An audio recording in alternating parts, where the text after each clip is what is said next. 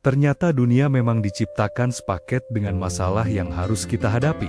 Di surah Al-Ankabut, Allah kasih tahu caranya biar kita nggak runtuh sewaktu-waktu. Di usia sekarang, hidup tuh rasanya kayak nggak pernah kehabisan ujian. Bahkan, datangnya bareng-bareng. Dari masalah kerjaan yang numpuk, masalah di rumah yang kadang bikin hati gerah, atau bahkan masalah dengan diri sendiri yang nggak tahu harus kuat sampai kapan. Pas lagi di keadaan kayak gini, sebenarnya yang paling kita butuhin tuh bukan solusi dulu, tapi tempat buat bersandar sebentar. Kadang dari orang yang kita percaya, dari kata-kata yang bikin tenang, atau sekadar perhatian kecil yang bikin lega. Tapi kalau sandarannya salah, yang ada bukan makin tenang, malah makin goyah. Dan ternyata, hal ini juga Allah bahas di surah Al-Ankabut. Karena Allah tahu, kita itu pasti nyari tempat buat bersandar saat lagi punya masalah. Makanya Allah kasih perumpamaan ini, perumpamaan orang-orang yang mengambil pelindung selain Allah adalah seperti laba-laba yang membuat rumah.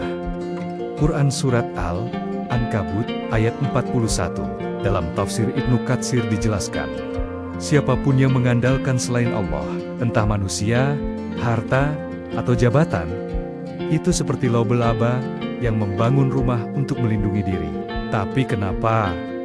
Ya, perumpamaannya seperti laba-laba yang lagi membangun rumah. Karena Allah lanjutkan ayatnya dengan kalimat ini.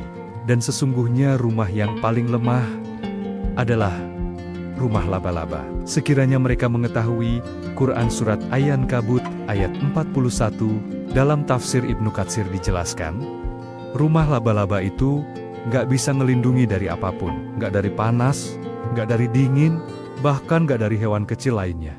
Begitupun manusia, kalau bersandar pada selain Allah, nggak akan pernah dapat perlindungan yang benar-benar kuat. Rumah laba-laba itu kelihatannya indah, benangnya halus, jaringnya simetris, tapi cukup dengan tiupan angin, semuanya bisa runtuh. Begitulah kita, kalau bersandar pada selain Allah, seolah lagi mengistirahatkan diri dari masalah di istana benang yang rapuh banget, indah di luar, tapi nggak kuat menahan apapun di dalam. Kadang, Allah nggak langsung ngangkat masalahnya. Karena bisa jadi, kita diajak menyadari satu hal, yang penting bukan seberapa besar ujiannya, tapi di mana kita bersandar. Kalau sandarannya ke manusia, kita bakal runtuh bareng mereka.